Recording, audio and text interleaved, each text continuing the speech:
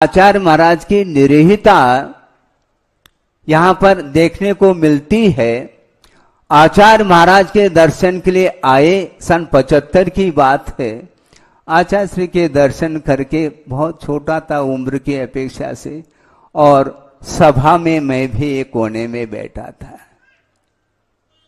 और सभा के लिए संबोधन दे रहे हैं, वो व्यक्ति विशेष के लिए नहीं।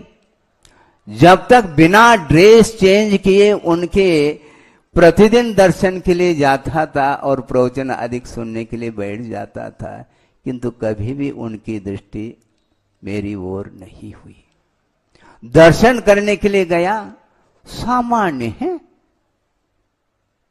सामान्य है। जैसे अभी सभा बैठी है और आप सुन रहे हैं, किसी व्यक्ति विशेष को फोकस करके कोई चर्चा थोड़ी की जा रही है, सामान्य रूप से देशना प्रवचन दिया जा रहा है, उसी प्रकार वो दे रहे हैं।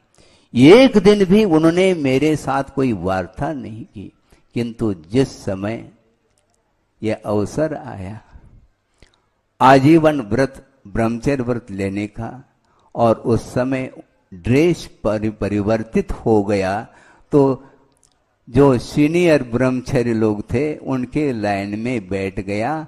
तो उस दिन से मंगलाचरण प्रारंभ हुआ। हाँ। क्यों ऐसा? ऐसा ही है। जब तक फॉर्म नहीं भरेंगे तब तक एंट्री नहीं है स्कूल में, ये ध्यान रखो। उसी प्रकार की स्थिति थी और मंगलाचरण प्रारंभ करके, और अभी भी ध्यान है मुझे महावीर जी में कि पंचायत इकाई को लेकर के उसका मंगलाचरण उन्होंने कराया है। पंचायत इकाई का स्वाध्याय कराने की दृष्टि से नहीं, किंतु मंगलाचरण की अपेक्षा से उसको रखा और उच्चारण कराया। लगभग मुझे अभी तक स्मरण में 8-10 बार उच्चारण किया होगा। ठीक से उच्चारण करो, तो हमें ये मालूम ही नहीं है कि ठीक क्या और सही क्या। जैसा मुख से उच्चारित होता गया उनको मालूम हो गया। अब ये धीरे धीरे इनको आएगा।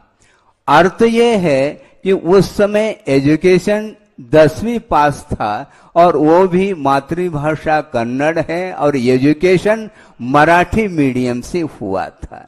वो सब जानते थे। इसके उपरांत भी उन्होंने संघ में प्रवेश दिया है, इसमें कोई तथ्य होगा।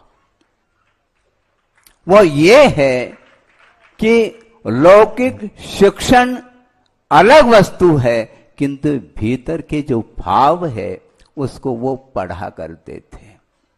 उस समय मेरी हालत ये थी कि अंगूठा छाप, इतना ही नहीं, वह अंगूठा कहां पर छापना ये तक